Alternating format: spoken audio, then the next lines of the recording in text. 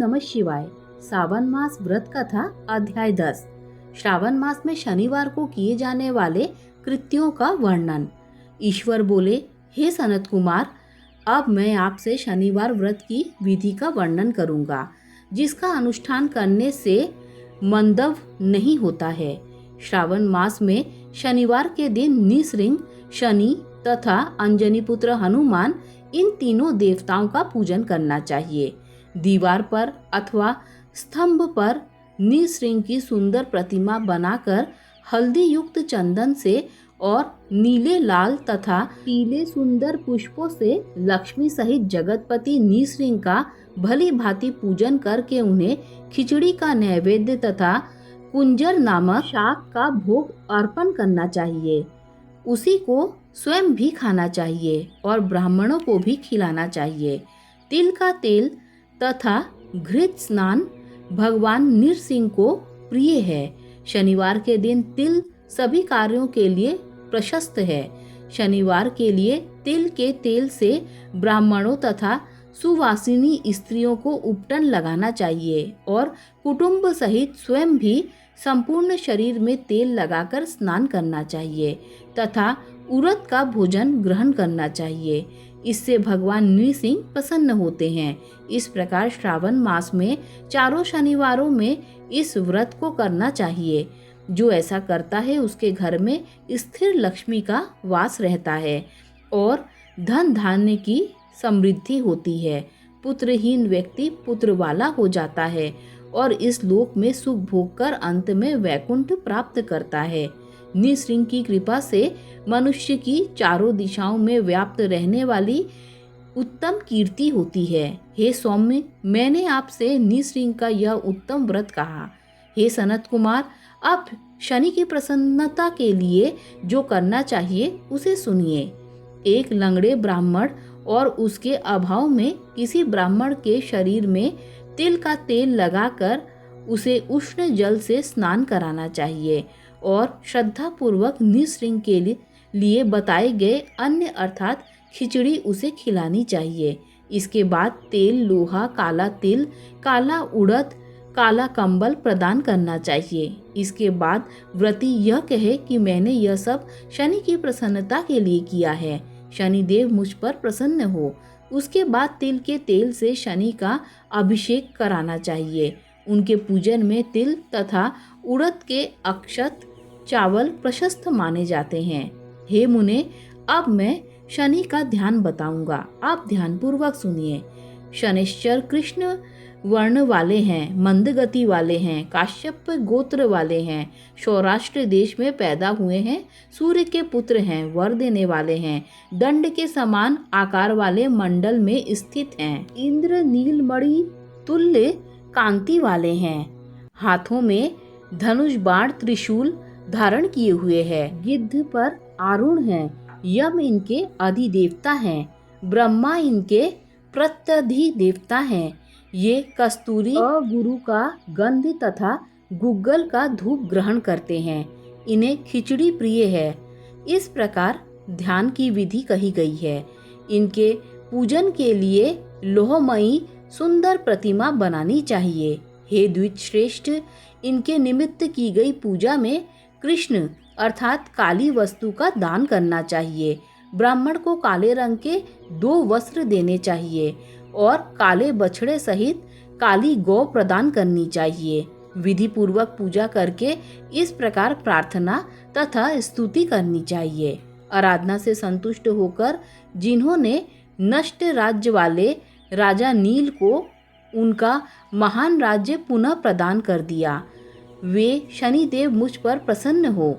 नील अंजन के समान वर्ण वाले, मंद गति से चलने वाले और छाया देवी तथा सूर्य से उत्पन्न होने वाले उन शनैश्चर को मैं नमस्कार करता हूँ। मंडल के कोण में स्थित आपको नमस्कार है। पिंगल नाम वाले आप शनि को नमस्कार है।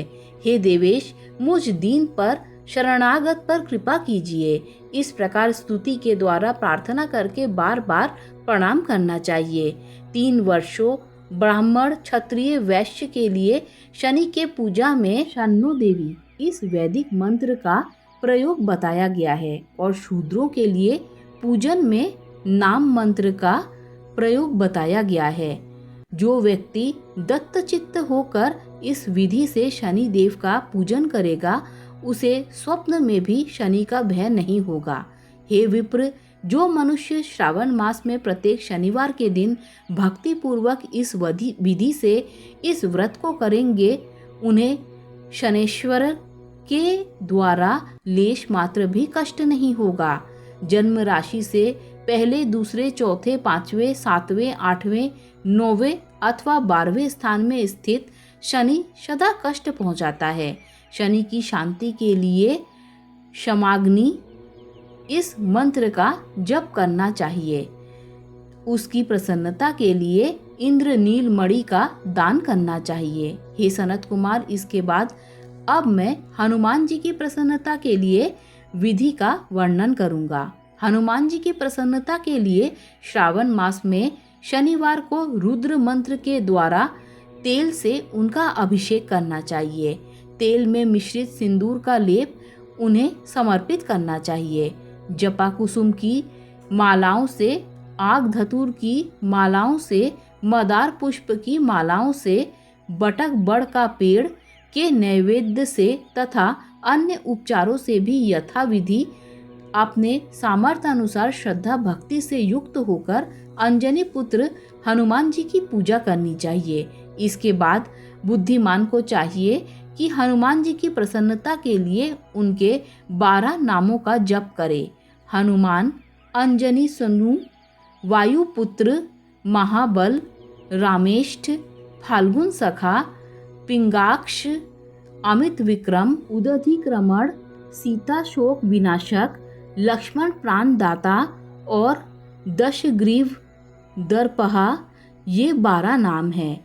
जो मनुष्य प्रातःकाल उठकर इन 12 नामों को पढ़ता है उसका अमंगल नहीं होता है और उसे सभी संपदा सुलभ प्राप्त हो जाती है। इस प्रकार श्रावण मास में शनिवार के दिन वायुपुत्र हनुमान जी की आराधना करके मनुष्य वज्र तुल्य शरीर वाला, निरोग तथा बलवान हो जाता है।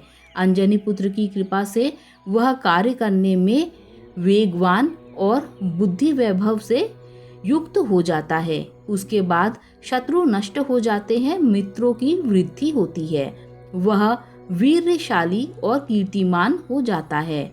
यदि साधक हनुमान जी के मंदिर हनुमंत कवच का पाठ करे तो वह अणिमा आदि 8 सिद्धियों का स्वामित्व प्राप्त कर लेता है और यक्ष, राक्षस तथा बेताल उसे देखते ही कंपित तथा भयभीत होकर वेग पूर्वक 10 दिशाओं में भाग जाते हैं।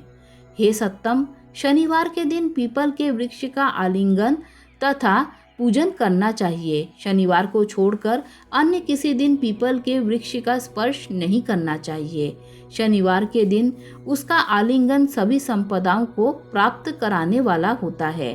प्रत्येक मास में 7 वारों में पीपल का पूजन फलदायक है, किंतु श्रावण मास में यह पूजन अधिक फलदायक है। इस प्रकार श्री स्कंद पुराण के अंतर्गत ईश्वर सनत कुमार संवाद में श्रावण मास महात्म के शनैश्चर्य निसृंग हनुमंत पूजन आदि शनैश्चर कृत्य कथन नामक 10वां अध्याय पूर्ण हुआ। ओम नमः शिवाय, ओम नमः शिवाय, ओम नमः शिवाय।